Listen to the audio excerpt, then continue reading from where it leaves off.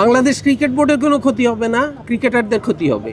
যে তোমরা খেলতে পারো না, তোমাদের পিছে যা খরচ করছি এটা এবার তোমাদের কাছ থেকে আমরা নিতে থাকি। 27 সাল পর্যন্ত আমাদের রেভিনিউতে কোনো কিছু হ্যাম্পার করবে না। ক্রিকেট বোর্ড বা ক্রিকেটারদের কোনো ক্ষতি হচ্ছে কিনা, ফাইন্যান্সিয়াল কোনো লস হচ্ছে কিনা, এটা বাংলাদেশ ক্রিকেট বোর্ডের কোনো ক্ষতি হবে না, ক্রিকেটারদের ক্ষতি হবে। ক্রিকেটারদের ক্ষতি হবে তার কারণ হচ্ছে যে ক্রিকেটাররা খেললে প্রতিটা খেলায় তারা এক ধরনের ম্যাচ ফি পায়। তারা এক ধরনের খেলায় যদি কেউ পার্টিসিপেট করে, যদি ম্যান অফ দ্য ম্যাচ হয় অথবা কোনো ধরনের বিশেষ যদি তাদের কোনো পারফরমেন্স থাকে, সেটার জন্য আইসিসি নিয়ম অনুযায়ী, ম্যাচের নিয়ম অনুযায়ী তারা যা পাওয়ার সেটা পাবে। ওটা হচ্ছে একজ্যাক্টলি প্লেয়ারের পাওনা, সেটা বোর্ডের কোনো, এটার সাথে বোর্ডের কোনো সংশ্লিষ্টতা নাই। মানে বোর্ডের এখানে লাভ বা ক্ষতি কোনো কিছু নাই। বাংলাদেশ এখানে খেলুক বা না খেলুক, এখানে বোর্ডের লাভ ক্ষতির কোনো বিষয় নাই, অন্তত এই বিশ্বকাপের জন্য। ক্ষতিপূরণ দেওয়ার চিন্তা আছে কিনা, যদি ক্রিকেটারদের লস হচ্ছে আপনি বলছেন? কেন, ওরা গিয়ে যদি কিছুই না করতে পারে তাহলে ওদের পিছে আমরা যে এত কোটি কোটি টাকা খরচ করতেছি, আমরা কি ওদের কাছ থেকে ওই টাকা ফেরত চাচ্ছি নাকি? চাচ্ছি? এই প্রশ্নের উত্তর দেন আমাকে।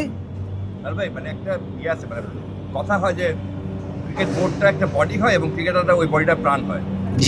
প্রাণটাই যদি না থাকে তাহলে আসলে বডিটাকে আর এখন ধরেন যে বোর্ডটাই যদি না থাকে তাহলে ক্রিকেটাররা থাকবে কিনা, এই প্রশ্নের উত্তর দেন আমাকে। আপনারা তো একদিক থেকে চিন্তা করতেছেন, আমার এই হাতটা আছে, দুইটা হাত আছে, এই দুইটা হাত দিয়ে আমি অনেক কাজ করি। এখন আমার শরীরের সাথে হাত, আমার হাত না থাকলে শরীর থাকবে না, শরীর না থাকলে আমার হাত থাকবে না। তো আমার হাত না থাকলে আমার শরীর আর এই হাতের কোনো কাজ আছে?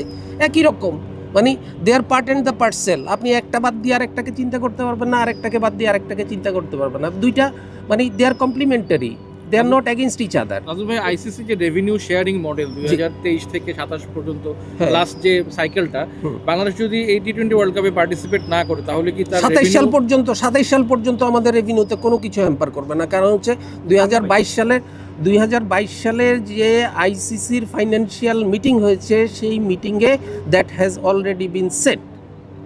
এর পরের কোনো বিশ্বকাপ বা এর পরের কোনো বাইল্যাটারাল সিরিজ বলি, ইন্টারন্যাশনাল বলি, সেগুলোর সাথে এটার সম্পর্ক থাকতে পারে। সেগুলোর জন্য কারণ হচ্ছে, ধরেন একটা প্রশ্ন করতে পারেন যে আমাদের পরবর্তী যে সমস্ত এফটিপি অনুযায়ী যে সমস্ত দলগুলি আমাদের দেশে আসার কথা, তারা আসবে কি আসবে না, এটার অনেক মানে ইয়েস নো ভেরি গুড প্রশ্ন থাকতে পারে, কিন্তু এতে কিচ্ছু আসে যায় না। এখন এই যে কিছু আসে যারা বলেন, এইটাই কি আপনাদেরকে এরকম মানে আমি কিছু আসে যায় না, আমি না অবশ্যই ফিনান্সিয়ালি আসে যায়। আমি ওই জায়গাতে আমি আসে যায় না বলতে, আমি এই বিশ্বকাপের সাথে ওটার কিছু আসে যায় না, আমি ওটা বলতে যাচ্ছি। এইটার সাথে আমাদের 2026 সাল পর্যন্ত হয়ে গেছে, আইসিসির কোনোভাবে রেভিনিউর সাথে আমাদের হবে না, so we can take a stance যে আমরা খেললাম না। এটা আমাদের no, we are not taking any stance, we are taking our national interest at the upper hand. No stance, this is not a stance. আপনি একটা কথা আপনারা এটাকে কোনোভাবেই এটাকে আপনারা অন্য কোনো কিছুর সাথে তুলনা করতে পারবেন না, কারণ this is not a stance, this is not a কোনো ধরনের, আমি এমন কিছু বলতে চাচ্ছি না যে আমি একটা ন্যাশনাল হিরো হয়ে গেলাম, এই করলাম সেই করলাম। আসলে this is not like this. এইটা বিষয়টা হচ্ছে যে আমাকে আমার দেশের ইন্টারেস্টকে আমাকে সর্বাগ্রে নিতে হবে। দেশের ইন্টারেস্ট কী জিনিস? আমার দেশের নিরাপত্তা। আমার দেশের নিরাপত্তা মানে আমি যখন দেশের ভিতরে থাকি আমার নিরাপত্তা এক ধরনের, দেশের বাহিরে থাকলে আমার নিরাপত্তা অন্য ধরনের। দেশের বাহিরে আমার একটা মানুষের নিরাপত্তা বিঘ্নিত হওয়া মানে হচ্ছে আমার দেশের নিরাপত্তা, দেশের মানুষের নিরাপত্তা বিঘ্নিত। আমাদের এক মুস্তাফিজকে তারা যেইভাবে হিউমিলেট করে আমাদেরকে বের করে দিল, তারপরে ওরা একের পর এক প্রোপাগান্ডা চালায়, বিভিন্নভাবে তারা প্রোপাগান্ডা চালালো যে না করলে এরা দেশ না, এদের কোনোভাবেই কিছু হবে না। তো তারপরে আমরা কোনোভাবেই ওদের পুরা একটা মুস্তাফিজের জন্য যদি আমরা না করতে পারি, নিশ্চয়তা আমরা না পাই, আপনারা চিন্তা করতে পারেন যে আমাদের এই এত খেলোয়াড়রা সবাই যাওয়ার পরে কারো একজনের গায়ে যদি কোনো একটা পড়ে, তখন আপনারাই তো আমরা মানে একসাথে পড়বেন যে দেশ কী করলো, ক্রিকেট বোর্ড কী করলো, এত নিরাপত্তা চিন্তা ভাবনা না করে ওদেরকে কেন পাঠায় দিল। তখন আপনারাই বলবেন। আজকে যেই আপনারা ওদের পক্ষে কথা বলতেছেন, তখন এরপরে আপনারা ওদের আবারও ওদের অন্য পক্ষ নিয়ে তখন বিসিবিকে আবার আপনারা আঘাত করবেন, কারণ কেন পাঠালো।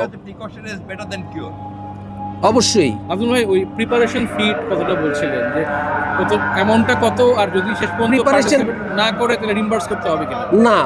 না প্রিপারেশন ফি হচ্ছে আইসিসি একটা জিনিস আপনারা একটু ভাই, আপনারা আমার ইনফরমেশন জানা দরকার। একটা জিনিস আপনারা একটু মনোযোগ দিয়ে শুনেন, সেটা হচ্ছে অনেকে ফাইন্যান্সিয়াল বিষয়গুলো নিয়ে অনেক ধোঁয়াশা তৈরি করতেছেন। একটা বিষয় হচ্ছে এখানে দুইটা পার্ট। আমি এমনও শুনেছি আপনাদের ভিতরেই বিভিন্নভাবে কথাবার্তা হচ্ছে যে আইসিসি থেকে আমরা $27 মিলিয়ন পাই।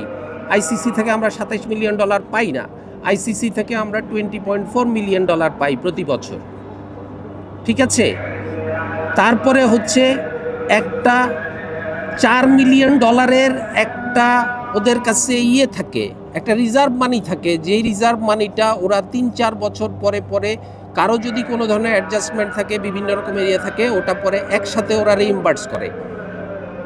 এবং আমরা আমাদের যতক্ষণ পর্যন্ত আমরা ওটা না পাচ্ছি, এটা শুধু আমাদের জন্য না, প্রতিটা কান্ট্রির জন্য এই অ্যামাউন্টটা সেম। এই $4 মিলিয়ন, কেউ যদি $30 মিলিয়ন পেয়ে থাকে তাহলে তার সাথে আপনি $4 মিলিয়ন যোগ করবেন। কেউ যদি $100 মিলিয়ন পেয়ে থাকে তাহলে তার সাথে $104 মিলিয়ন যোগ করবেন। ওই $4 মিলিয়ন সবসময় আইসিসির কাছে রিজার্ভ থেকে যায়, যেই রিজার্ভটা ওরা 3-4 বছর পরে পরে একবার কারোর সাথে কোনো ধরনের লেনদেন আছে কিনা, আছে কিনা, সেগুলো অ্যাডজাস্ট করে তারা একসাথে ওটাকে রিইম্বার্স করে। This is what BCB is getting from ICC. ভাইয়া, যদি ক্রিকেটাররা যদি বলে যে আমরা বিশ্বকাপ খেলতে পারছি না, আমাদের একটু ক্ষতিপূরণ দিলে ভালো হয়, তখন আপনাদের ব্যাখ্যাটা কি? আমাদের কোনো ব্যাখ্যা নাই, কারণ হচ্ছে এই প্রশ্নের উত্তর প্রশ্নটা তুলতেই পারবে না। না, কারণ হচ্ছে যে আমরা যে ওদের পিছিয়ে এত খরচ করতেছি, বিভিন্ন জায়গায় গিয়ে ওরা কিছুই করতে পারতেছে না। আজ পর্যন্ত আমরা একটা শিক্ষা আনতে পারছি? কোনো একটা জায়গায় আমরা কতটুকু কি করতে পারছি? আমরা তাইলে তো প্রত্যেকবারই আমরা বলতে পারি যে তোমরা খেলতে পারো না, তোমাদের পিছে যা খরচ করছি এটা তোমরা এবার তোমাদের কাছ থেকে আমরা নিতে থাকি, ফেরত দাও। এটা কোন ধরনের কমেন্ট হলে যদি এক্সপ্লেইন করতে? জি, বহুত প্লেইং নেশন আছে যারা এখন পর্যন্ত কোনো বিশ্বকাপ জিতে হয় নাই। তাহলে ক্রিকেট বোর্ডের কমেন্ট হইতে পারে। এটা ক্রিকেট বোর্ডের কমেন্ট না। আপনারা যে প্রশ্নটা করলেন আমাকে, আমি সেই প্রশ্নটা আপনি বোর্ড ডিরেক্টর হিসেবে এখানে কথা বলছেন না, আপনারা বলতেছেন কেন? আপনারা কেন বলতেছেন তাদেরকে কম্পেনসেশন করার বিষয় আসবে? কম্পেনসেশনের বিষয়টা কেন আসবে? কারণ financial তারাই loss হবে শুধু তাদের। ফাইন্যান্সিয়ালি ক্ষতিগ্রস্ত হচ্ছে না। যেই ছেলেটা খেলতে যেতে পারে নাই, সে যে ক্ষতিগ্রস্ত হচ্ছে, তাকে যে সিলেকশন হয় নাই, বেস্ট 15 সিলেক্ট এই সমস্ত যোগ্যতা কি আমি এই সুযোগ পাচ্ছে? আমি এই প্রশ্নটার আর আমি উত্তর দিব না। তার কারণ হচ্ছে যাওয়া না যাওয়ার ব্যাপারে ক্রিকেটারদের সিদ্ধান্ত নেবেন কিনা? না, নিব না। কারণ এটা ক্রিকেটারদের সিদ্ধান্তের বিষয়। বিশ্বকাপে স্কোয়াড কাউকে জিজ্ঞেস করে স্কোয়াড তৈরি করা হয় না। যেই স্কোয়াড ফাইনালাইজ হবে সেই স্কোয়াডই বিশ্বকাপে যাবে। আপনার কি